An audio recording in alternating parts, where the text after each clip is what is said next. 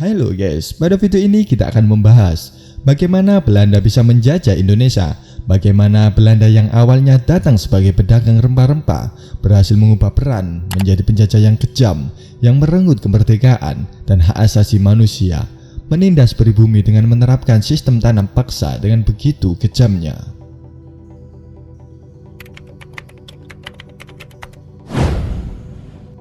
Belanda pertama kali datang ke Indonesia pada tahun 1598 dengan membawa 4 buah kapal yang dinakodai Cornelis de Houtman.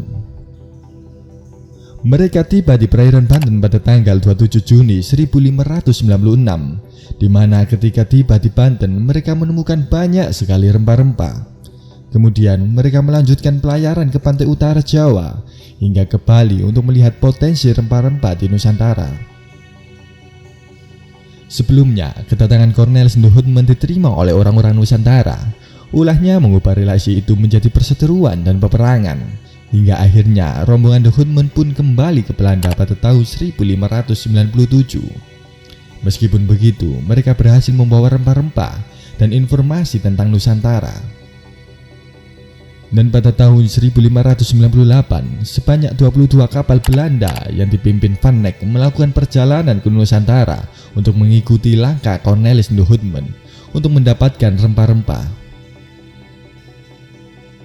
Hingga pada Maret 1599, kapal-kapal Van Neck tiba di Maluku, yang saat itu merupakan penghasil utama rempah-rempah dalam jumlah yang sangat besar.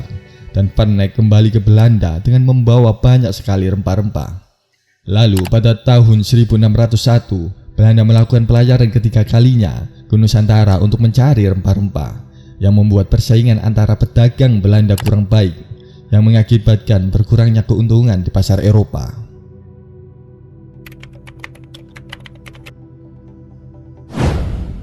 Hingga pada akhirnya pada tahun 1602 dibentuklah VOC.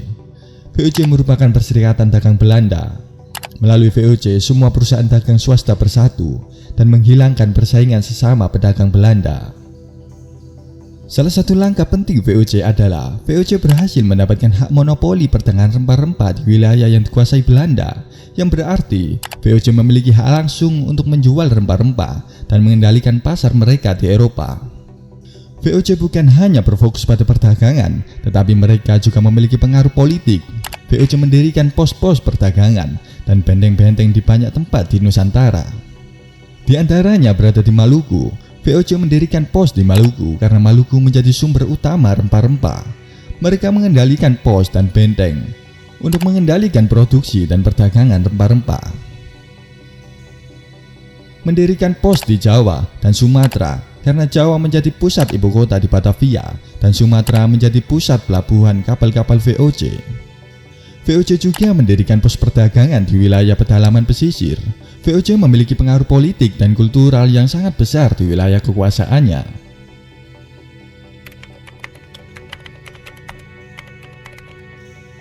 Selama dominasi VOC di Indonesia bukan berarti tanpa halangan. VOC terlibat beberapa konflik dan peperangan di Nusantara. Perlawanan yang dilakukan oleh kerajaan-kerajaan lokal, negara-negara saingan, perlawanan dari rakyat. Ya, itu seperti Pertempuran Banten pada tahun 1628. Dalam pertempuran ini, VOC memanfaatkan ambisi Sultan Haji untuk menguasai Banten, yang saat itu Kesultanan Banten dipimpin oleh ayahnya sendiri, Sultan Ageng Tirtayasa, yang membuat Sultan Haji membuat perjanjian dengan VOC untuk menyingkirkan ayahnya karena takut kekuasaan akan dilimpahkan ke Pangeran Purbaya yang merupakan saudara Sultan Haji. Pada pertempuran tersebut, Sultan Haji dan VOC berhasil memukul mundur pasukan Banten hingga ke Bogor, yang akhirnya membuat Sultan Ageng Tirtayasa ditangkap VOC dan dijadikan tahanan, dan menjadikan Sultan Haji sebagai Raja Boneka di Kesultanan Banten. Peperangan Mataram melawan VOC. VOC yang sebelumnya bermarkas di Ambon mengirimkan dutanya untuk mengajak Sultan Agung mengizinkan VOC mendirikan loji-loji dagang di pantai utara Mataram. Namun hal itu ditolak mentah-mentah oleh Sultan Agung karena takut ekonomi pantai utara akan dikuasai oleh VOC. Dan penolakan itu membuat VOC geram, hingga pada tahun 1619 VOC berhasil merebut Jayakarta yang berlokasi di barat Pulau Jawa. Menyadari kekuatan VOC yang begitu besar, Kesultanan Mataram pun ingin memanfaatkan VOC untuk merebut Surabaya. Namun tawaran damai dengan VOC ditolak mentah-mentah. Sultan Agung menyatakan perang pertama pada tahun 1628. Pada pertempuran ini, pasukan Mataram mengalami kehancuran karena kurangnya perbekalan. Lalu Sultan Agung kembali menyerang VOC pada tahun 1629 dengan membawa 14.000 orang prajurit. Dalam perjalanannya ke Batavia, pihak VOC berhasil mengirimkan mata-matanya untuk memusnahkan perbekalan pasukan Mataram, yang membuat pasukan Mataram kekurangan pasokan makanan lagi dan membuat pasukan Mataram kalah untuk kedua kalinya.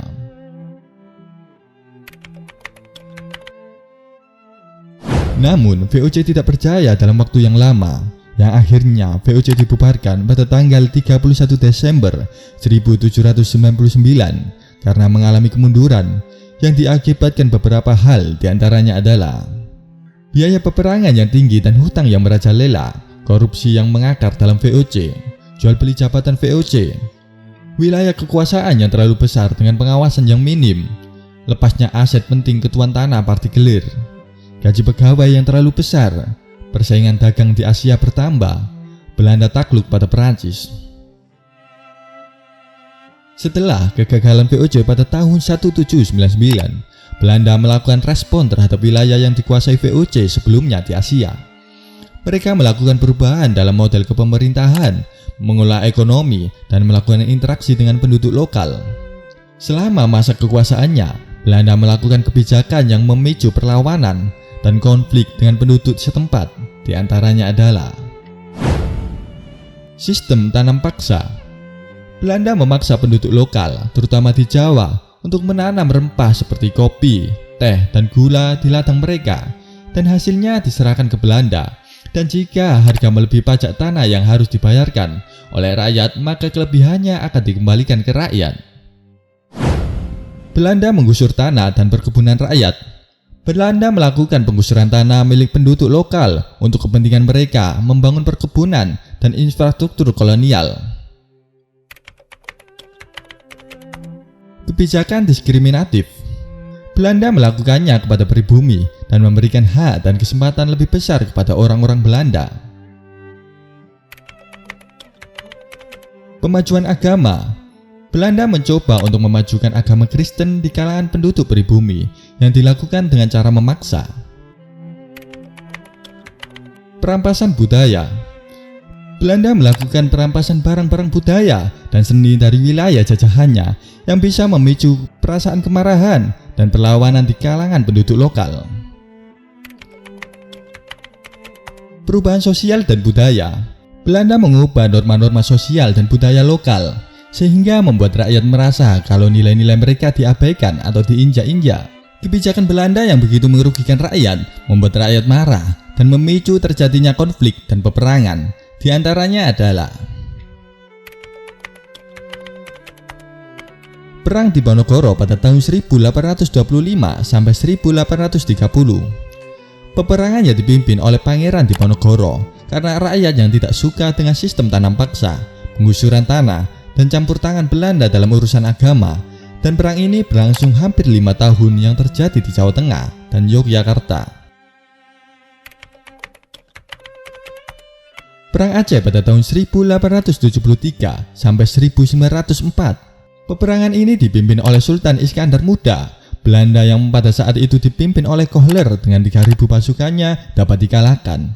Bahkan Kohler sendiri tewas pada tanggal 14 April 1873. Pada Perang Aceh kedua pada tahun 1874 sampai 1880, Belanda dipimpin oleh Jenderal Van Swieten berhasil menduduki Keraton Sultan pada 26 Januari 1874 dan pada 31 Januari 1874 Jenderal Van Swieten mengumumkan bahwa seluruh Aceh jadi bagian dari kerajaan Belanda. Perang Banjarmasin pada tahun 1859 sampai 1905. Perang ini terjadi di Kalimantan. Belanda yang campur tangan urusan internal membuat rakyat tidak senang. Perlawanan ini juga berkaitan dengan sistem tanam paksa yang dilakukan Belanda. Perlawanan Bali pada tahun 1906. Belanda memperluas kekuasaannya sampai ke Bali. Namun, rakyat Bali melakukan penolakan yang sangat keras, yang akhirnya membuat Belanda gagal dalam misinya tersebut. Selain peperangan yang aku sebutkan di atas, ada juga peperangan besar lainnya yang tidak bisa aku sebutkan satu-satu. Hingga pada Januari 1942, Jepang melancarkan serangan terhadap Belanda di beberapa wilayah. Jepang berhasil mendarat di Kalimantan Utara, Sulawesi Utara, dan wilayah-wilayah lainnya, yang akhirnya membuat Belanda menyerah kepada Jepang. Belanda menyerah kepada Jepang pada 8 Maret 1942, yang membuat Nusantara dikuasai oleh Jepang. Jadi guys, itu adalah sedikit cerita bagaimana Belanda bisa menjajah negara tercinta kita ini. Jika kalian merasa video ini menarik, jangan lupa like, komen, dan subscribe.